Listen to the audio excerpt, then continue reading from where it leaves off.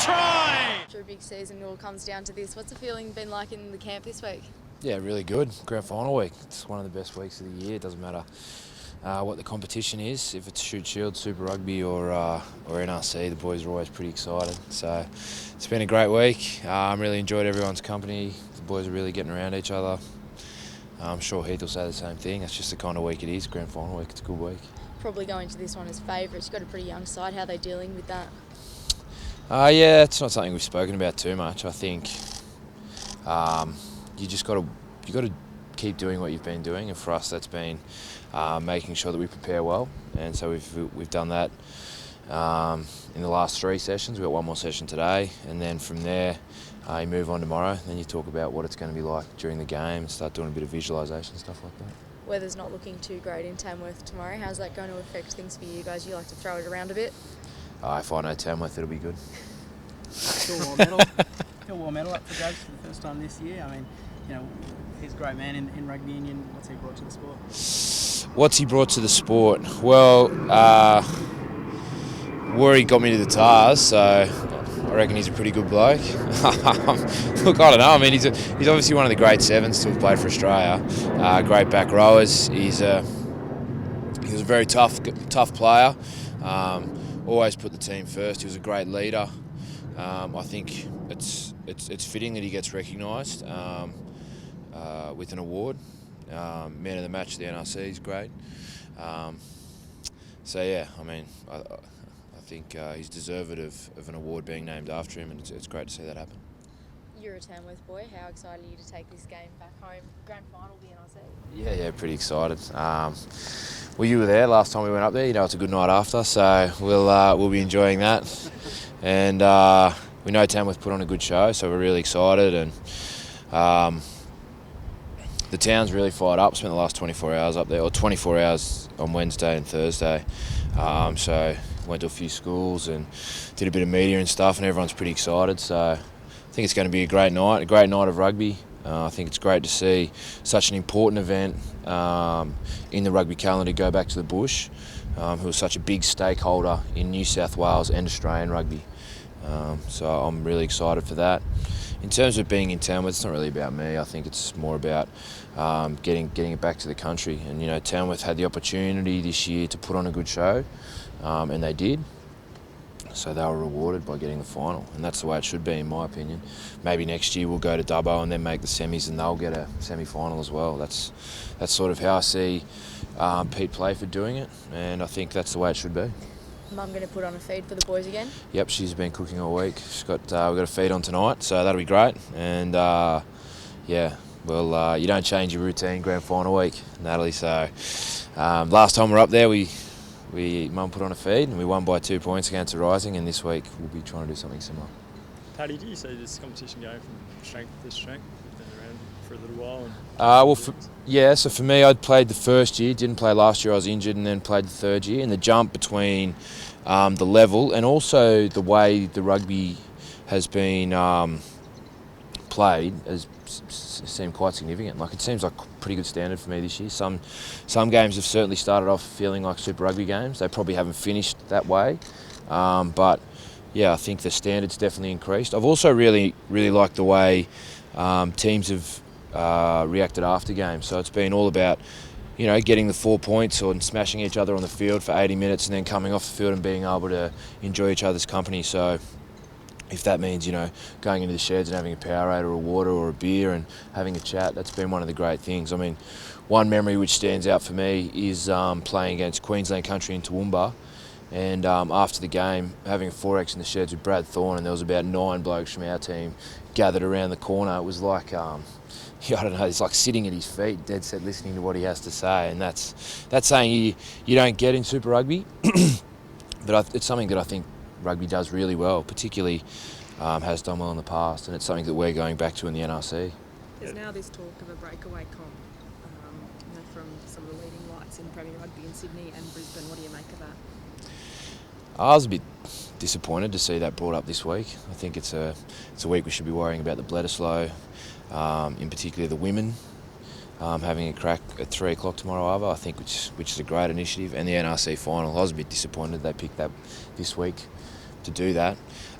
In terms of the details of it, I haven't read enough or looked into it enough to know what's going on. I was just a bit disappointed that that was done this week and takes away from what should be a great week in rugby. Do you think the NRC needs more time? You know, given what you just said about the jump from year 1 to 3, is the NRC worth sticking with? Yeah, definitely. I think, well, I think, would we have all thought Jake Gordon was ready to play Super Rugby 9 weeks ago? Probably not. Would we have thought Ned Hannigan was? Probably not. Where did we think Tanyela Tupou was 8 or 9 weeks ago?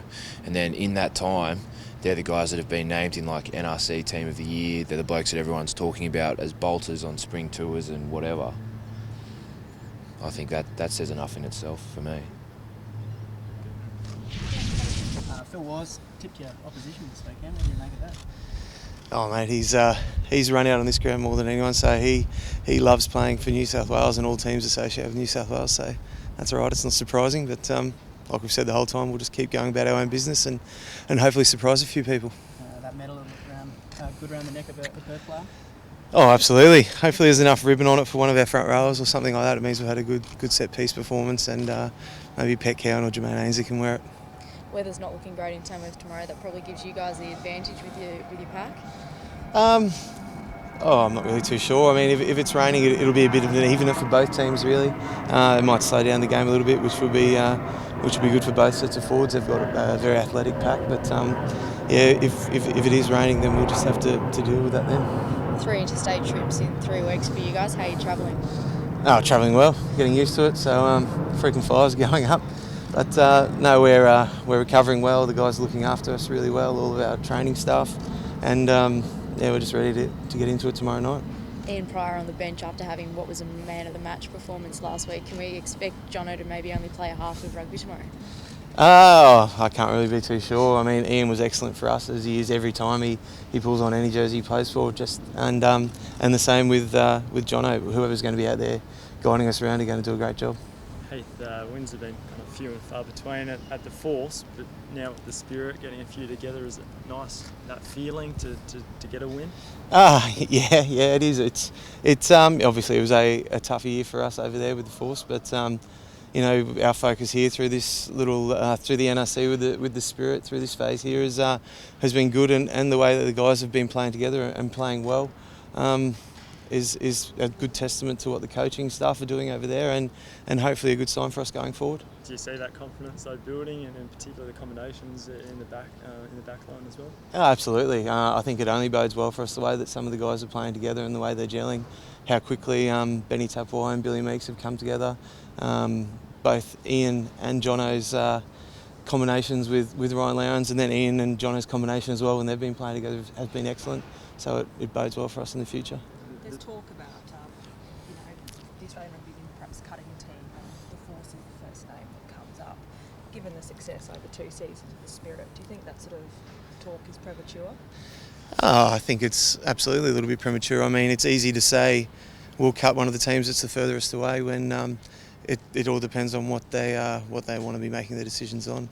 But for us going forward, I think we're just looking forward to actually getting back into pre-season after this game here tomorrow, getting back into pre-season and just getting on with the job next year. Does the playing group have a point to prove, you know, with this kind of campaign?